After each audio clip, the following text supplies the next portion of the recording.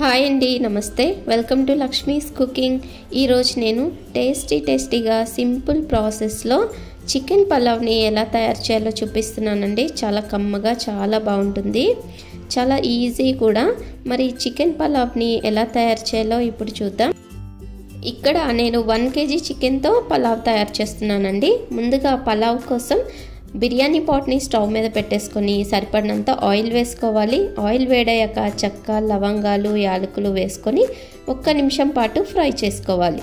ఇవి ఫ్రై అయ్యాక ఇందులో సన్నగా కట్ చేసుకున్న 5 ఉల్లిపాయలని వేసుకోవాలి.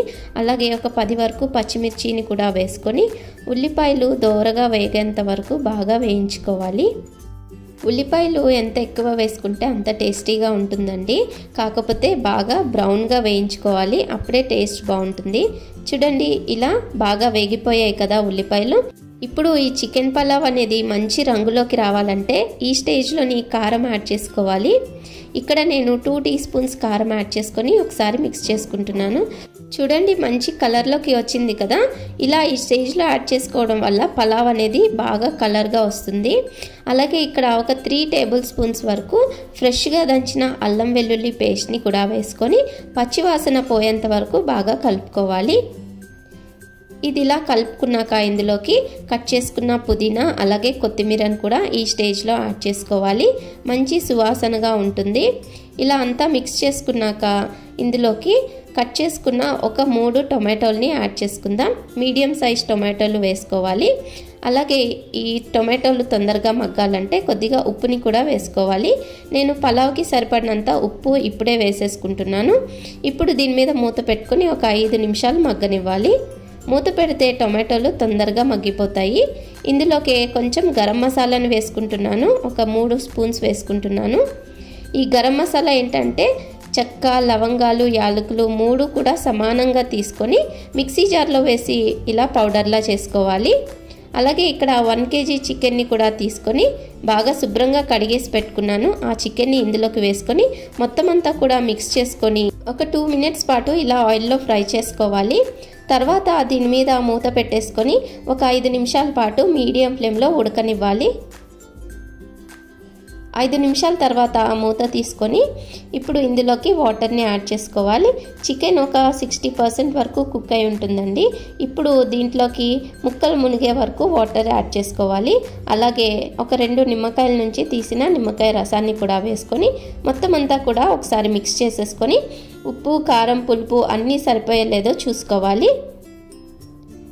అన్నీ చూసుకున్నాక మూత పెట్టేసుకొని మీడియం ఫ్లేమ్లో బాగా ఒక 5-6 నిమిషాలు మగ్గనివ్వాలి. ఈ లోపలని మనం బాస్మతి రైస్ని కుక్ చేసుకుందాం.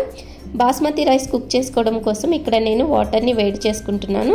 వాటర్ బాగా వేడయ్యాక అందులోకి ఉప్పు వేసుకొని ఒక 1/2 అవర్ పాటు నానబెట్టి పెట్టుకున్న 1 kg బాస్మతి రైస్ని ఇందులోకి వేసేసుకుంటున్నాను. ఇప్పుడు ఈ బాస్మతి రైస్ని ఒక 50% వరకు కుక్ అవ్వనివ్వాలి. ఒక 5 నిమిషాలు ఇలా కుక్ అవ్వనిస్తే మనకి ఇది 50% కుక్ అయిపోతుంది. తర్వాత దీంట్లోంచి వాటర్ అన్నీ వంచేసుకొని రైస్ని మాత్రమే పక్కన పెట్టుకోవాలి. ఈ వాటర్ కూడా కొద్దిగా సెపరేట్ చేసుకొని పక్కన పెట్టుకోవాలి. అవసరం ఉంటే మనం బిర్యానీలోకి వేసుకోవచ్చు. ఇప్పుడు చూడండి, ఈ చికెన్ పీసెస్ అనేవి కుక్ అయిపోయాయి కదా. ఒకసారి మూత తీసుకొని కలిపేసుకొని ఇందులోకి 50% ఉడికిన ఈ బాస్మతి రైస్ని వేసేసుకోవాలి. ఒకవేళ ఇలా కలుపుకున్నప్పుడు వాటర్ తక్కువ అయ్యాయి అని అనిపిస్తే మనం అన్నం వార్చుకున్న గంజి ఉంటుంది కదండి, ఆ గంజిని కొద్దిగా యాడ్ చేసేసుకోవచ్చు.